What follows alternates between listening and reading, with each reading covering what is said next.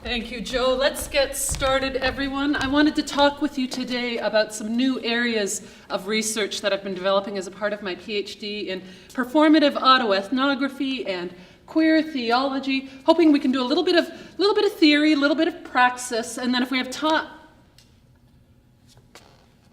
Wait a minute. What are you doing here? This is not the time. I'm trying to give a presentation to you. I'm sorry. It threw me off a little. Let me see where I am. What the fuck? What have you done with my notes? Where are my presentation notes? I'm not reading this. Look, if I read this, will you let me get on with my presentation? Fine. I'm sorry. Carrie, I know you think you're here to give a presentation. The truth is, I brought you here so that we could have a long overdue conversation. And I knew that if I told you the truth, you wouldn't have come. Kerr, I'm worried about you and I'm worried about us. We need to talk. Wait a minute. All of these people. Wait a minute. You didn't just bring me here for a conversation. This is a conversation. Oh my God. You're staging an intervention. Oh, seriously, an intervention with the whole confrontation and the heartfelt letters that we read to each other and the whole 9 yards? Seriously? Oh, pardon me, a relational intervention. I kind of think you and I are beyond a relational intervention, don't you? There's not a whole lot left here for us to intervene with. You really want to go there with all of these people? Seriously? You want to have this conversation now? Because let me be clear, if you open that door, we're having this conversation. You really want to do that? You want to go there? You and me? God and Carrie? Are you ready to risk ending this relationship? Because that's what's at stake here. Fine. You want to have this conversation? Let's get specific, shall we, God? Because interventions are all about getting specific with the problems in the relationship, right? And specificity and clarity have never exactly been our strong suit, have they? You're so into the mystery and the ambiguity. Let the relationship unfold. Fuck your mystery. Seriously, God, if ambiguity is so fucking great, how do you explain obsessive-compulsive disorder? I often hear people talk about obsessive-compulsive disorder, or OCD, using casual, unconscious phrases. You know, like, oh, Mary, you are so OCD about keeping your house clean. Or, I am just obsessed with fill in the blank. But for those of us who have OCD, it's a much quieter, subtler condition. It's all about living with uncertainty, living in the in-between. It means embracing doubt and ambiguity, not something that comes naturally to those of us with OCD. There's a very good reason they call it the doubting disease. In my experience, OCD tends to take whatever's most significant, most important, most vulnerable to an individual and to plant seeds of doubt in that arena. For me, that's often been matters of faith and belief. And one of my earliest memories of my OCD centers around just that.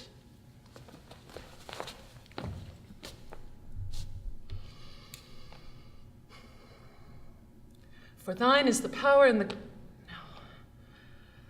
For thine is the power and the glory... For thine is the power and the glory forever and ever. Amen. I'm 10. It's late at night. All the other kids are asleep, and Dad's downstairs watching TV, but I can't sleep. I'm worried. Not about that test at school tomorrow, not about that stupid fight with my brother today, but about whether I can possibly be right with God. I don't know where this is coming from. It's not like we even go to church all that often. I just keep wondering if maybe somehow I've done something wrong, something unforgivable, and I might not be able to make it right with God. I don't know what it is I might have done. I can't think of anything, no matter how hard I try, but I just feel worried about it. What if I've done something God can't forgive? The adult me knows, of course, that spiritual worries like these are a remarkably common theme for people living with OCD. But back then, I didn't even know what OCD was. And for me, this question about God was an urgent one that I needed to answer. So I decided to go down and talk to my dad. I don't know if I actually come out and say it to him. What if I lose God on this one? But that's my fear. My dad looks right at me. Carrie, there is nothing you can say or do that would make God stop loving you. God loves all of us, always. The only thing God can't forgive is us turning away from him.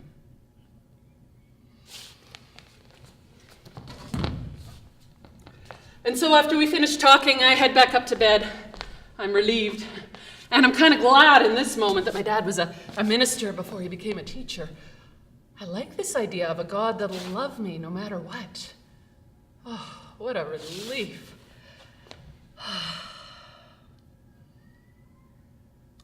But wait. Dad said the one thing God couldn't forgive is us turning away from him. Crap, what if I've turned away from God and I don't even realize it? I better pray again.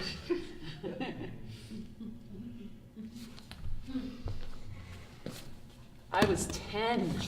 10. In what possible world is it okay for a 10-year-old to wonder if she's going to lose God? No, I mean it. I really thought I was going to lose you. I didn't know what that meant, but I sure as hell knew I couldn't live without you. It's not just day-to-day doubts we're talking about here. It's existential doubt that left me feeling utterly and absolutely stuck. I thought I was crazy. I still do sometimes. And if that's not enough, let's throw a little queerness into that childhood picture.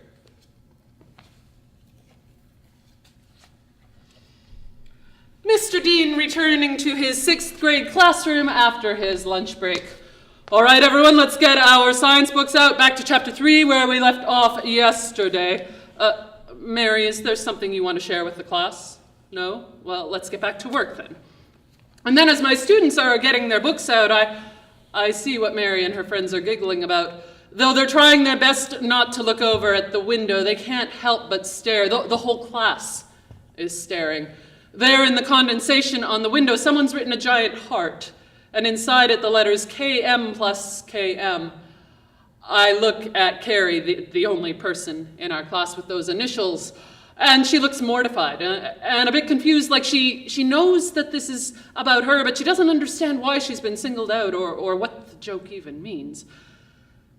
I've been watching this unfold in the classroom for several weeks now. I'm not sure how to address it without making the situation worse. Someone needs to clean that up immediately. Let's get back to chapter 3.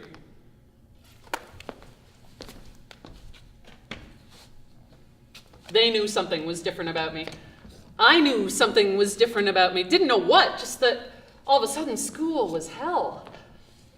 I mean, yeah, eventually I started to appreciate my differentness. I liked that I had a different way of seeing and understanding the world. It took time, though. Time and musical theater. Curtain rises on Carrie frantically lacing her dance shoes. She appears to be running late.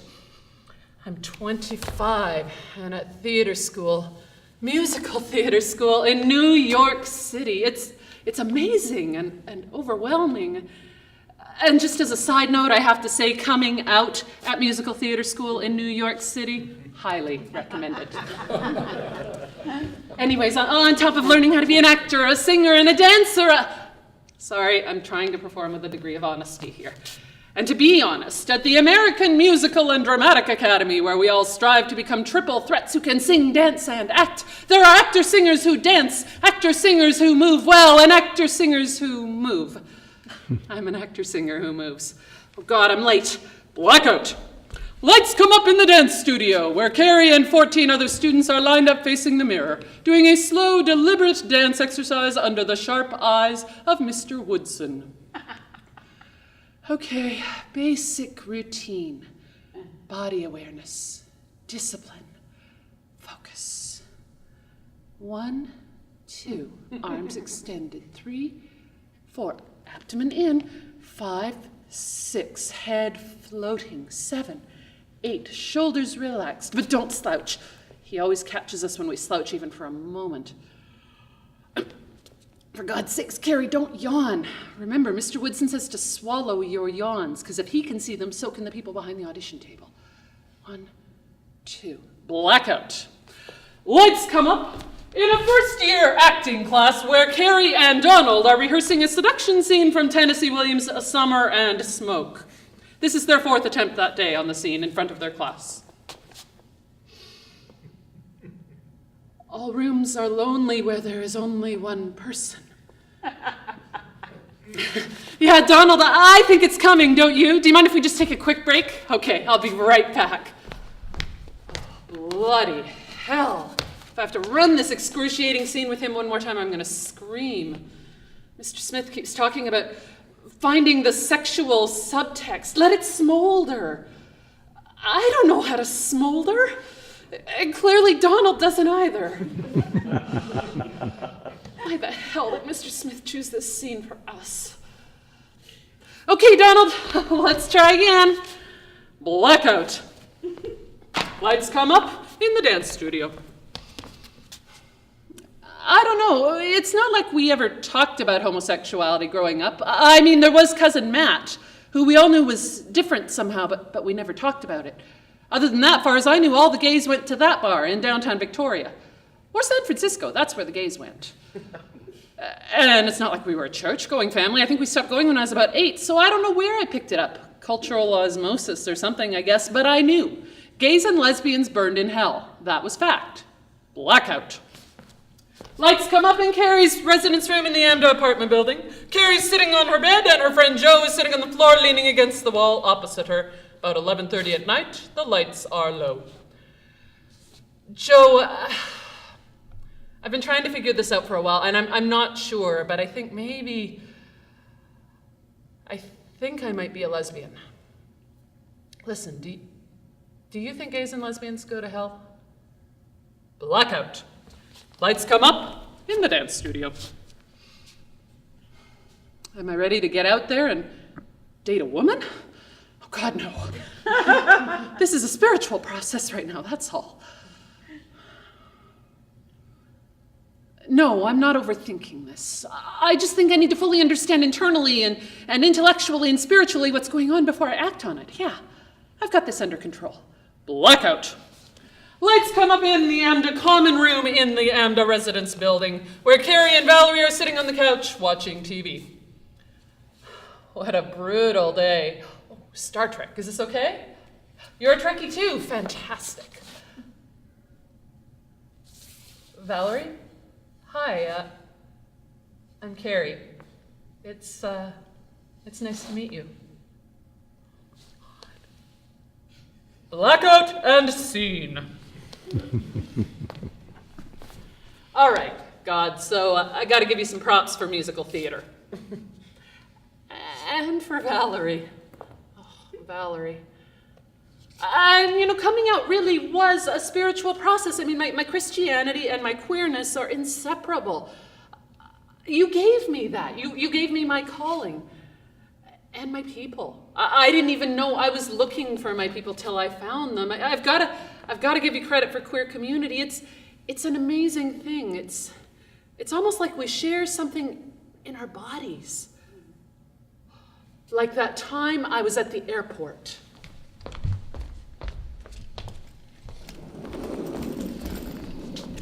Flights to the U.S. security line. Oh, good thing I got here early. What to wear today? Bra or no bra? Not wearing one isn't particularly a feminist statement or a railing against feminine standards. I just find them so damned uncomfortable. And is it time to shave my head again, or do people read me as queerer when I shave my head? Like that woman at guitar camp who said she was surprised I played such a tender, sensitive song when she saw my hairdo. And is it up to me to try to present in a way that I can be clearly and coherently read? Or should I just be me and let the world read me as it will? But when I do that, I have that guy following me into the women's bathroom in the truck stop because he thinks I'm a man stalking the women. And I have that lady shrilling at me in the loo in the theater. And I have that classmate in seminary shrieking in surprise because she thinks I'm a man in the women's bathroom. So that even if it's their misreadings, I seem to be the one navigating the consequences. And the sessions and the surveys and the workshops where I'm asked to tick the male or female tick box. And yes, I'm a woman. Yes, I'm female. I have no problem with that identity. But what I do have a problem with are all the assumptions that are immediately attached as soon as I check that box.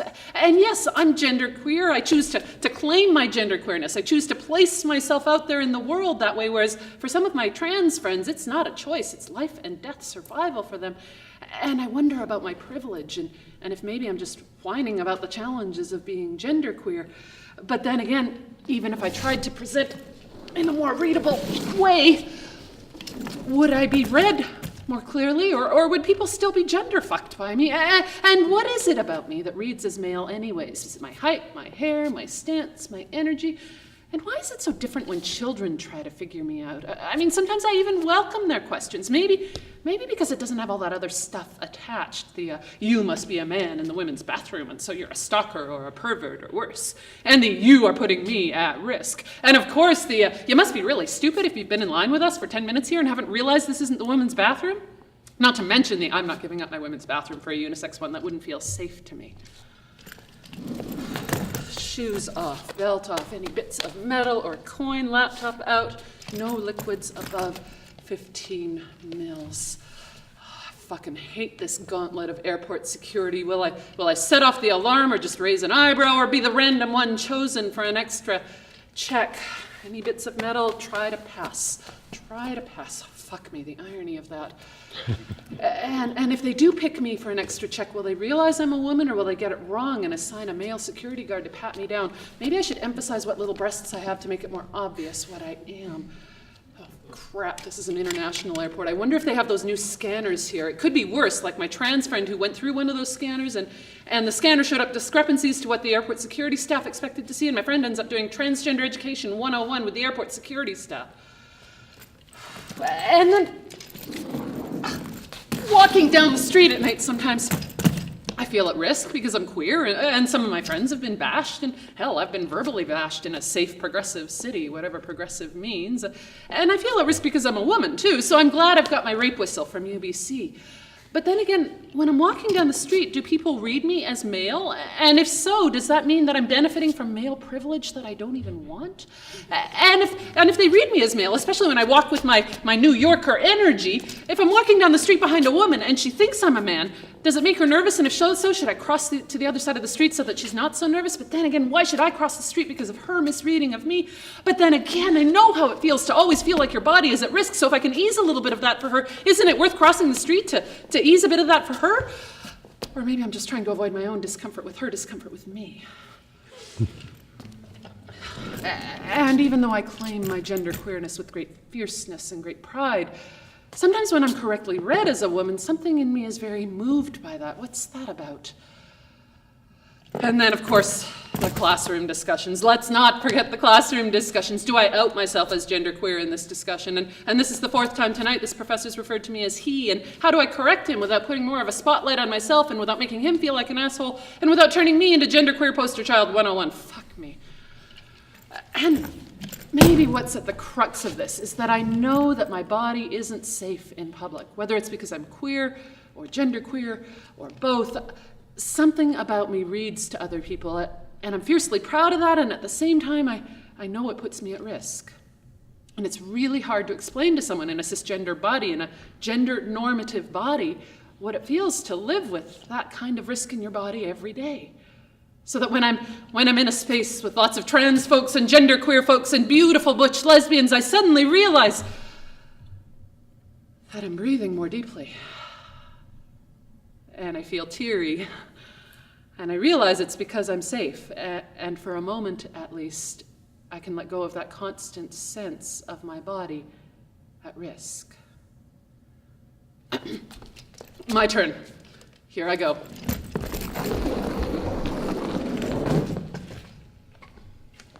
So yeah, I guess it's true. I mean, we share something in our bodies, and you got to find the humor in there somewhere, you know. So it's maybe an odd kind of humor, but like that time I was on my way home from school, downtown Vancouver, corner of Howe and Robson, and I lean out to look for my bus, and as I step back, a woman's voice behind me says, "Get your queer ass out of my face."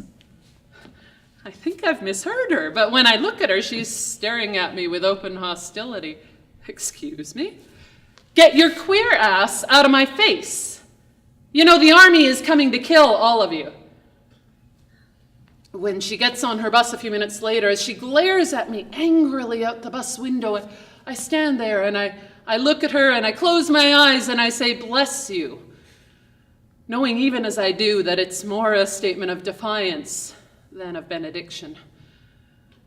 When my own bus arrives a few minutes later, I don't feel at risk, but I do sit near the front just in case. And yet there's a part of me that can almost appreciate that woman at Howe and Robson. I can appreciate her directness. "Get your queer ass out of my face" is pretty unambiguous. There's no subtlety whatsoever there. And as I remember her words, I wonder what they might sound like as rhythm.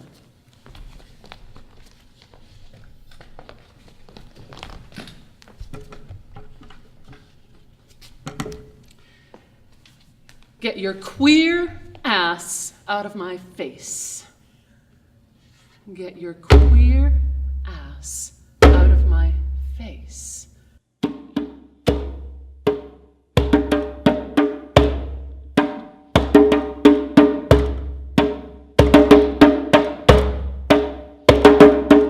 And as I play into this rhythm, as I listen inside the rhythm, I also hear Christian voices. Jesus' motivation in that to which he called us was love of sinner and hatred of sin, separation of the identity of a person from behavior unacceptable according to his teaching. I think it's getting a little tiresome is the gay community that they've so bullied the American people and they so intimidated politicians. The politicians fear them. And so they think that they get to dictate the agenda everywhere. I'm okay to admit that I'm Christian. You may be in the pew every Sunday that there's something wrong in this country when gays can serve openly in the military and our kids can't openly celebrate Christmas with friends. And I find myself playing this rhythm as litany for young queer lives lost.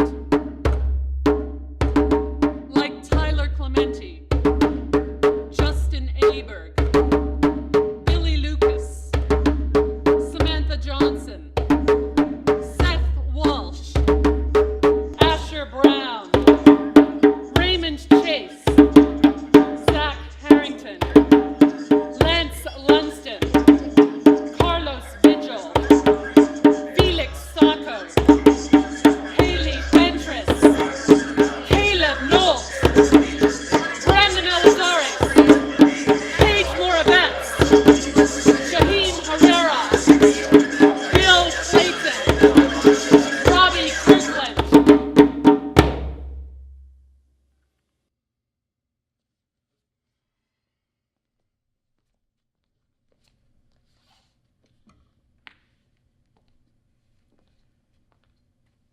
You know, God, sometimes facing into that kind of violence, as strange as it sounds, sometimes I've just got to find my way through humor. It's almost like facing into that kind of violence. I find my fierceness in humor, in laughter, in a defiant joy. Cue musical theater number.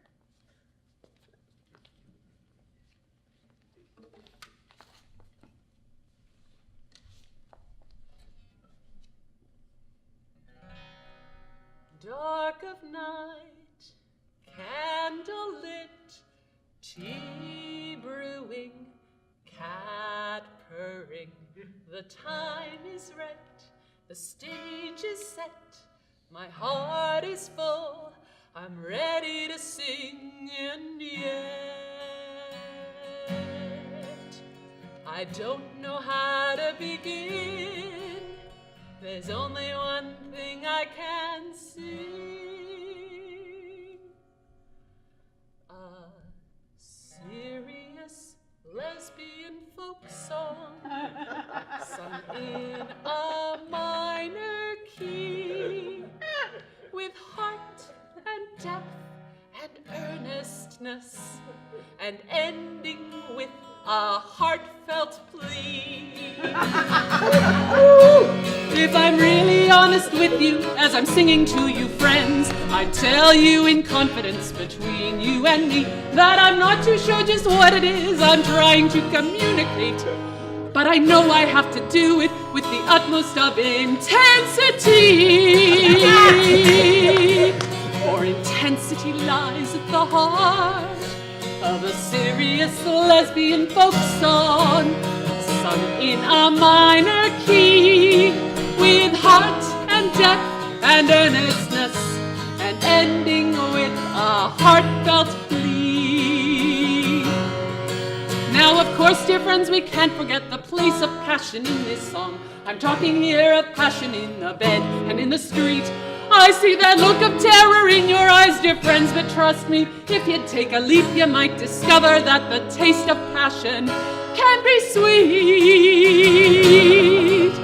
For passion lies at the heart of a serious lesbian folk song, sung in a minor key, with heart and depth and earnestness, and ending with a heartfelt plea.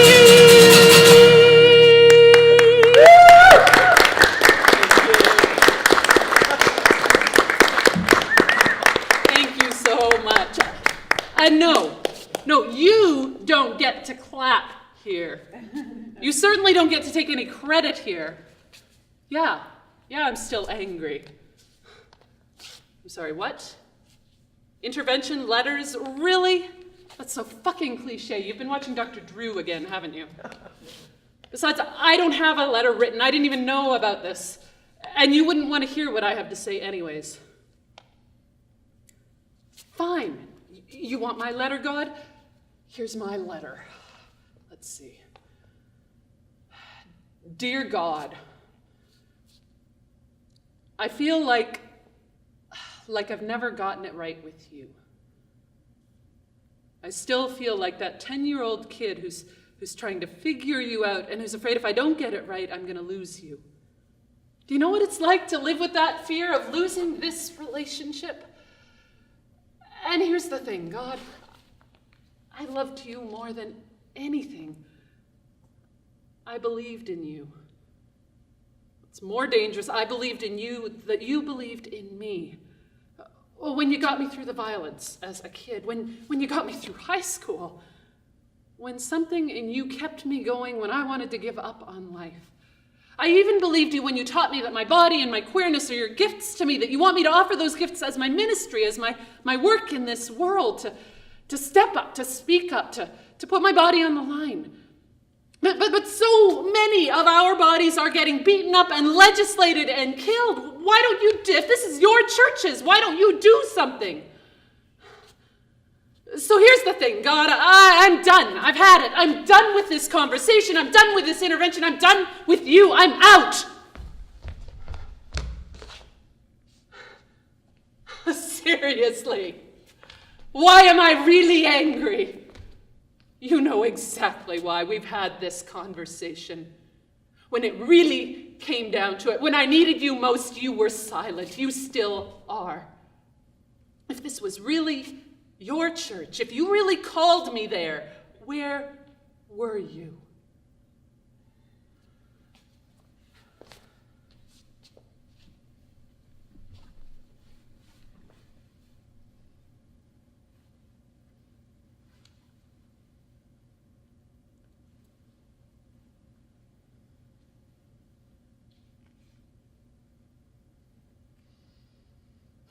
Psalm 42.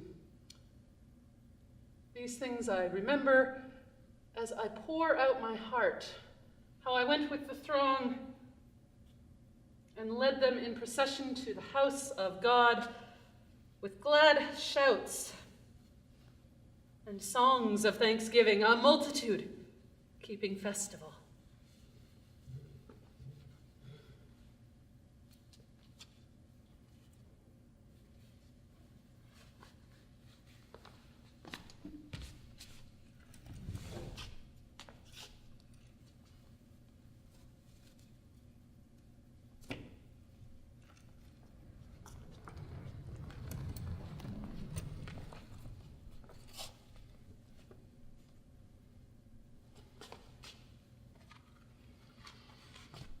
Hi, God. It's so good to finally be here at this church. It's taken so long for this all to come together. The finances and the vote and the move.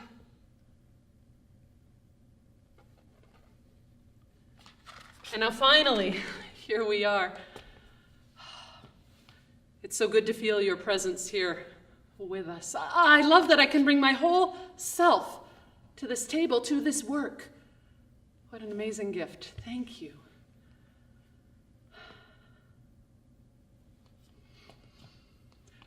God is with you.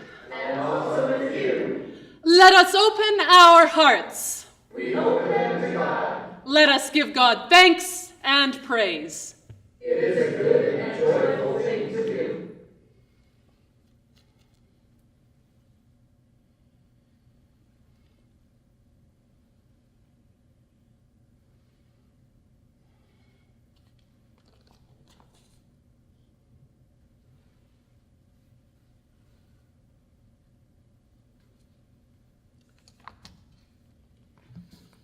God, I can't believe that's only a year ago. So much has changed. I'll never again have that innocence.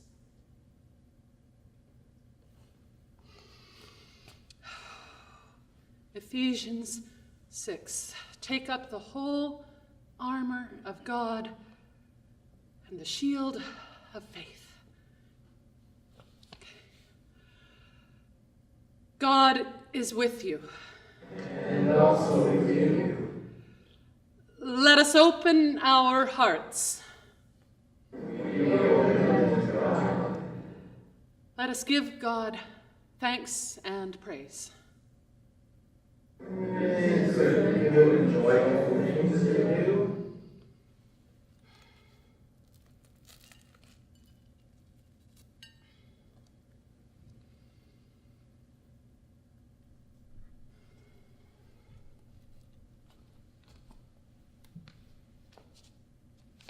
Reverend, I would suggest just ignoring the comments. We're a Christian community. This will all blow over soon.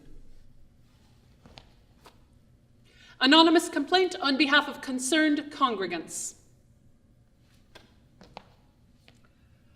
I formally submit my resignation as choir leader effective immediately. I cannot in good conscience continue.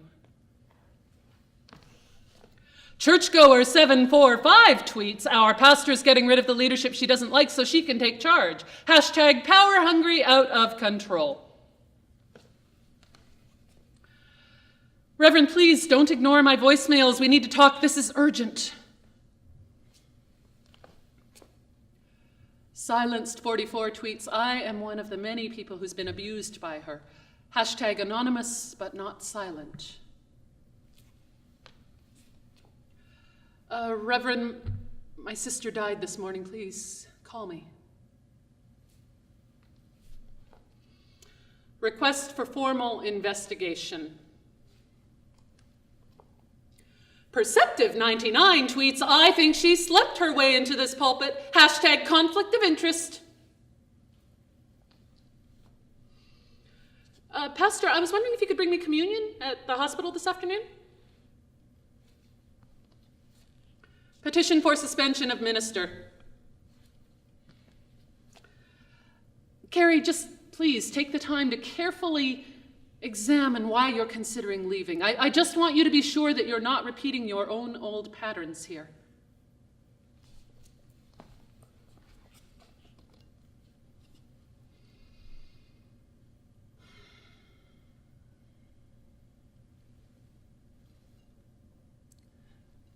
God, I feel like I'm in a battleground, like I'm a lightning rod or something. I don't understand how people can believe the lies that are being told about me. I know I'm called to work with wounded communities. I'm a wounded minister myself. That's a big part of my call. But what happens when a community is so wounded that we can't seem to help but to hurt each other? And God, I'm not sure now if pastoral confidentiality is serving this community or just silencing me. I'm silenced by my role. And it's like my denomination has hung me out to dry. God, I feel like my church is under attack or my soul is under attack or both. And yet, God, my faith keeps me going, even now. Yes. We can do this, God. Yes. This is how we overcome. Okay. Yes, God, we can do this. This is how we overcome. Thank you, God, we can do this. Yes. This is how we overcome. Yes, God, we can overcome this. This is how we overcome. This is how we overcome. This is how we overcome.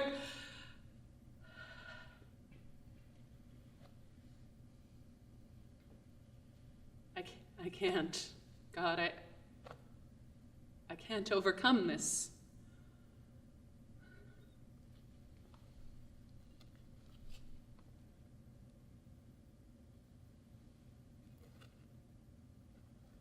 It's time to leave.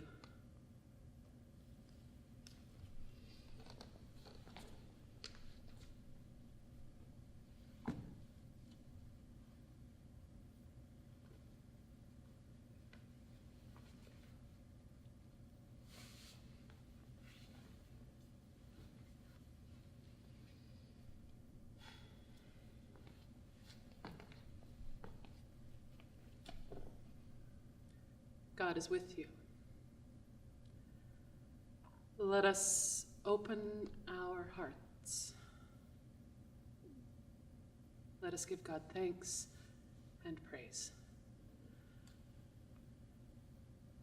God, the sanctuary is silent. I've laid down my pastor's robes. I close my eyes and I can feel the pull of their stories, their anger, their needs. But I can also feel their kindness, their love. And I open my eyes and the sanctuary is silent. God, maybe silence is the only breath deep enough to give voice to what I know now. It's like there's a glass wall in my heart between me and church. Maybe I'm between the death of a chapter of ministry and something new.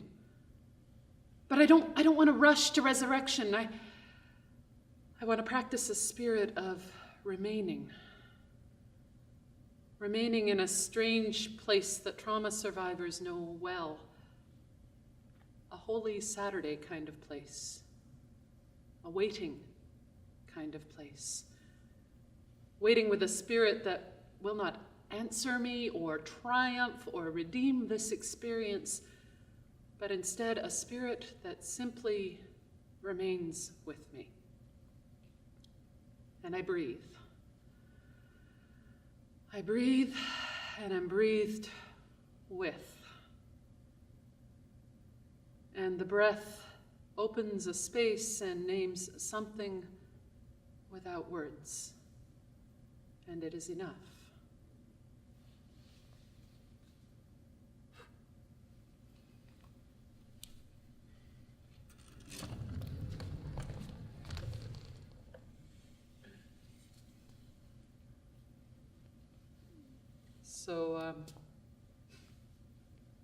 we're here. You and I, God. You're with me here. So what now? I don't know who we are in this place. I don't know who I am in this place. Besides, I pretty much walked out on you a few minutes ago. I kind of gave up my chance with this relationship, didn't I? Your letter. Of course I can read it. I owe you that much before we call it quits, right?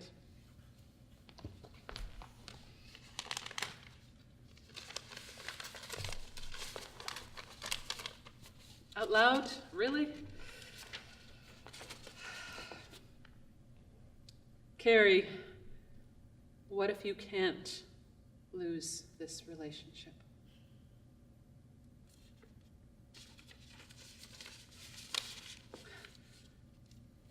I don't know then. I just feel like I'm in between everything.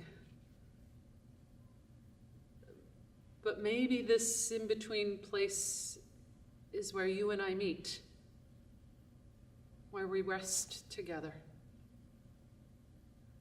and where I find my voice.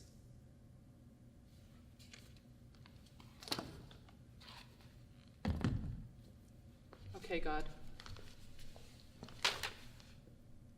Let's talk.